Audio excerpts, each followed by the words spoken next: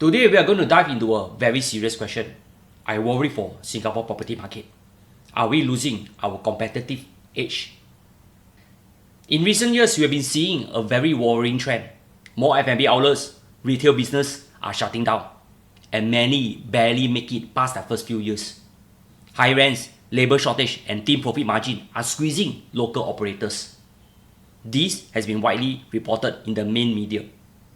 At the same time, new, well-funded foreign brands are entering the market aggressively.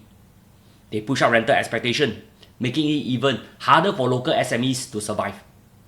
When one local shop dies out, we don't just lose a business, we lose a part of our heritage. Add to that phenomenon, more Singaporeans are shopping and dining overseas. Well, I'm one very good example. I just had one of the best sashimi in a Japanese restaurant in Tokyo. Do you want to guess how much I paid for it? Mind you, this is in a tourist location. I only paid 35 Sing dollar for it.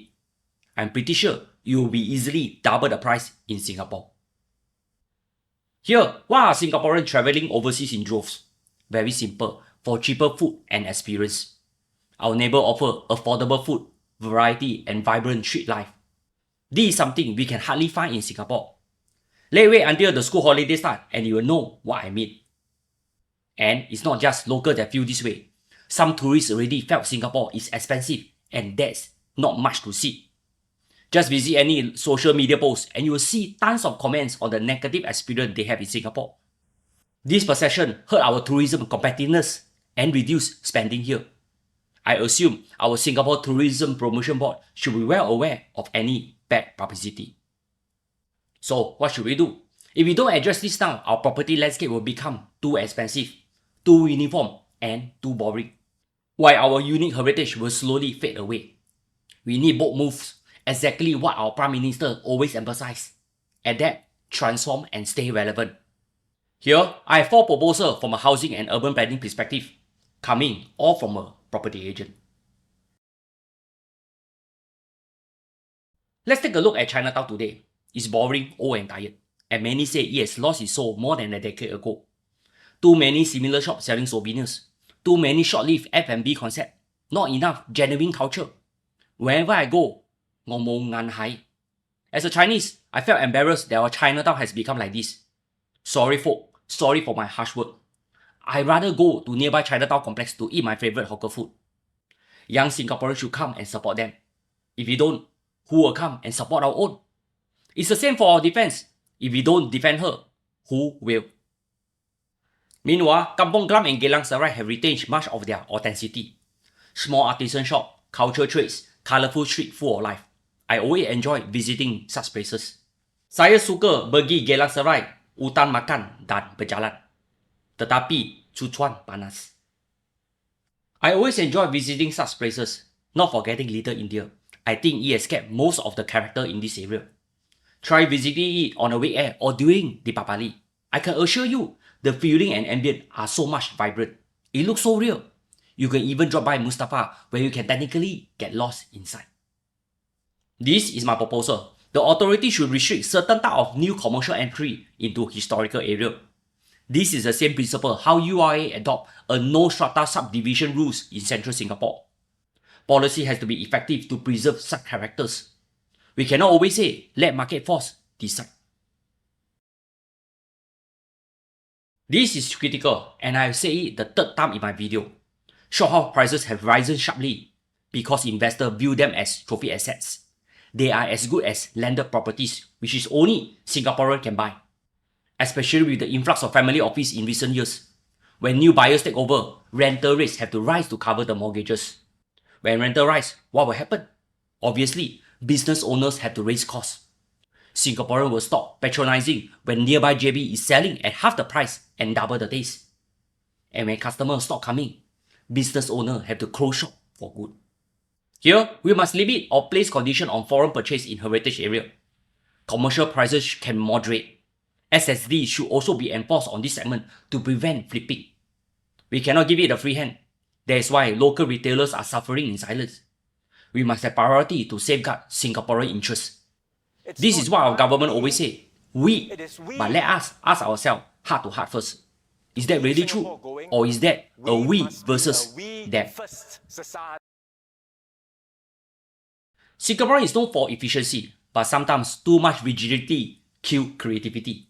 Imagine if we had more micro-zoning options, small craft studios, seasonal night market, community cafes, pop-up retails at affordable rental rates.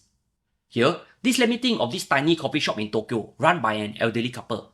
The kind that tourists will visit it because it feels so real. It feels homely. Well, these are human connections that make a neighborhood vibrant. I feel Singapore has lost its appeal on this. It's too commercialized. What should we do? Well, we should also carve out space for rising entrepreneurs to take on such enterprise at affordable rental. I believe many young Singaporeans will be more than happy to embark on that. Let us give our very own young entrepreneurs, startup and traditional trades a fighting chance. This is the same principle how HDB has give extra housing grant to underprivileged family.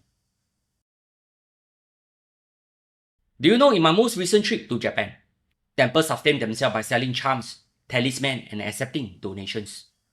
One good example is how my daughter enjoyed these wishing tools when we visit a temple in Tokyo lately. She make a small 1000 yen donation, take a stick out from it, collect a slip of paper that explains our fortune, and that's it.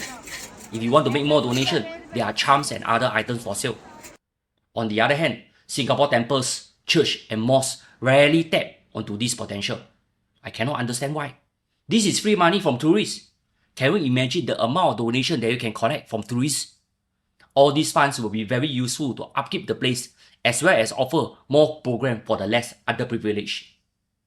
Moreover, charity organizations can use such venues to sell handmade items made by their members.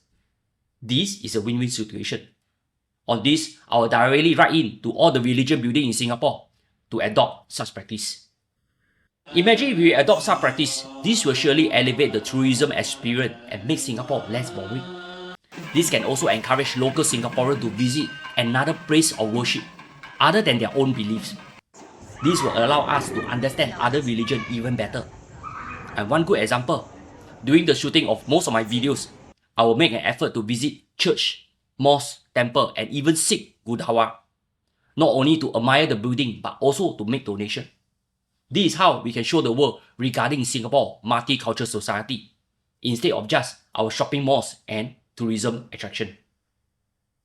At the end of the day, Singapore doesn't lack talent or culture. What we lack is breathing space for creativity, for local businesses, for heritage to survive. If we truly want to stay competitive, we must be brave enough to do the unthinkable. Because a city that becomes too expensive will eventually lose the very charm that make it successful. If nothing changes, Singaporeans will continue to receive CDC vouchers. But we may also lose something far more valuable: our heritage, our identity, and our soul. And our very competitive edge. If we lose that, our property price will ultimately suffer one day too. Anyway, I'll be forwarding this content to Minister of State for National Development, Mr. Alvin Tan. After all, Little India falls under his charge. I sincerely hope he can help to look into this to fly the Singapore flag even higher. If you have realized, I'm wearing two watches today. One is a physical tracker, the other is a smartwatch. For those that are interested to sign up for clinical trial, I have left the links in the description below.